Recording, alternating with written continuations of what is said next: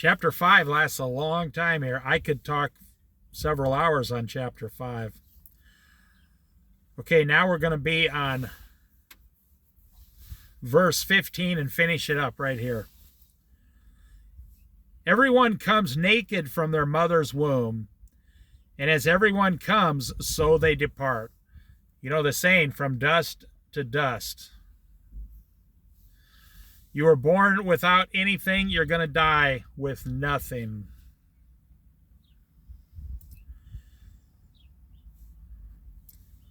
They take nothing from their toil that they can carry in their hands. Matter of fact, in hell you will have nothing, no light, not God himself, nothing except eternal fires in the lake of burning sulfur for all eternity. And in heaven you'll only have the things left that you spiritually did for God. The Bible tells you what they are.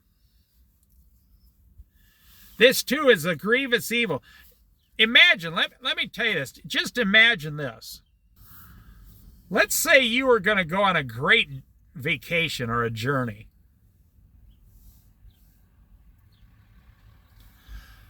And I'm using that as an example. You're going to go to heaven one day.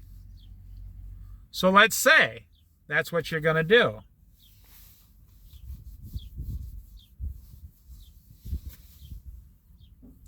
That's your plan in life.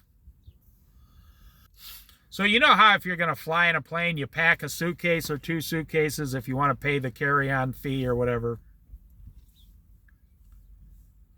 But today when you fly, you try to take as less as possible. Some people it's cheaper just to mail the stuff to your destination in advance.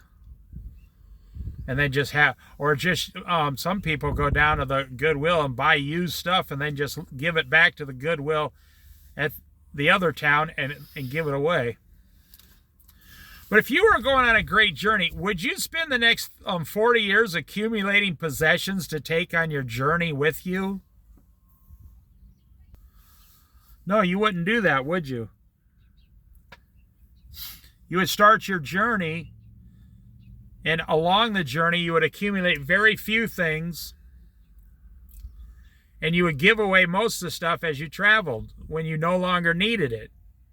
But because you own a house, now you have a big, huge 1,800 square foot storage unit. That's what a house is. Most of you don't know that.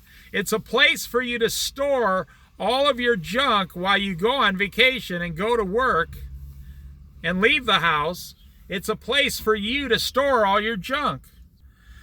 And then some people go down and get a storage unit for $300 a month. I mean, if you don't have enough space in 1,800 square foot, you're completely out of control. I've always thought that the best thing you can do to a child is raise them in a 2-bedroom log cabin. Even if you are a millionaire, the best thing you can do to your child, don't tell your kids you have any money. Go to an old trailer park and raise your kids in a 2-bedroom trailer somewhere and just train them that they don't have much possessions in life and let them know what it's like to be poor. Bill Gates just announced how much he's giving to his 3 children when he dies, or 4 children, I don't know, it's 3 or 4. He's worth $50 billion, I think, and he's giving most of it away to world causes, but he's leaving each of his children $1 billion cash.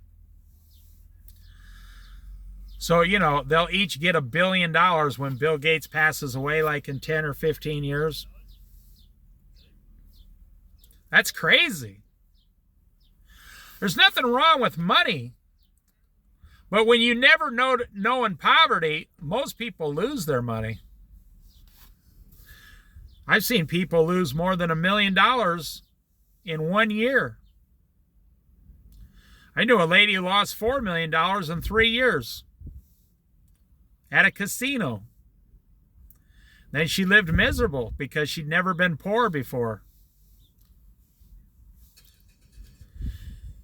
This too is a grievous evil. God's saying these things are evil. As everyone comes, so they depart, and what do they gain since they toil for the wind? God says you toil for the wind. Are you willing to argue against God? Good question. Don't argue with me. I don't care what you do. I'm just being honest with you. I don't personally know you. I don't care what you do because I don't have any power over you. I don't go home and worry about what people are doing and ruining their lives. I take care of my own life. I'm telling you what the Word of God says. Are you willing to argue with God and say, I am not toiling for the wind, Lord. I am toiling for a good reason. Well, you're going to have to make your case with God on Judgment Day. But it goes deeper than that. You don't even like your life. You hate living this way. You know it. I hear it all the time from everyone around me. You hate having all this debt. You hate this heavy burden on your back. You hate going to work 50 hours a week to just barely survive. You hate your truck payments. You might love the truck for the first couple of years, but then you hate the truck payments. And then when someone scratches the side of your truck, you hate the whole truck.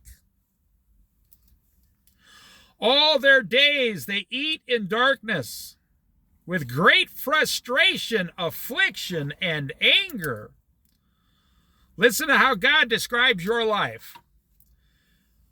You live in darkness, eating with great frustration, affliction, and anger. That's your life according to the Bible, because you're working for the things of this world. You're laboring for the things of this world and not the things of God. So you're not receiving any of the joy. This is what I have observed to be good, that it is appropriate for a person. Here we go, the 5 things again I talked about. To eat, to drink, and find satisfaction in your toil. Your toilsome labor under the sun during the few days of life that God gives them. For this is their lot. Moreover, when God gives someone wealth and possessions and the ability to enjoy them, to accept their lot and be happy in their toil, this is the gift of God. They seldom reflect on the days of their life because God keeps them occupied with gladness of heart. This verse just described my life. Not the wealth, but I have seldom reflected on the days of my life because God has kept me occupied with gladness of heart since the day I was born. I've only had a few times where I was extremely miserable. I'm not bragging. If I'm bragging on Jesus Christ. I'm telling you personally, I've 97% of my life has been gladness of heart. You say, wow, that's a pretty rare. Well, no, I followed God 97% of my life. The other 3%, I was doing stupid things, you see. So that's why I was miserable, the other 3%. I know men who follow God 10% of the time and 90% of their life is miserable. I know people who follow God 99% of the time. They own very little. They got more than enough money. They help out at the church. They're extremely happy, joyful people. They love life. They can't wait to serve someone. They can't wait to go to heaven. They love everything about it. And they enjoy 99% of their life. I mean, I knew people who were sick and dying, and they were still happy. You know the word here, occupied, real quick.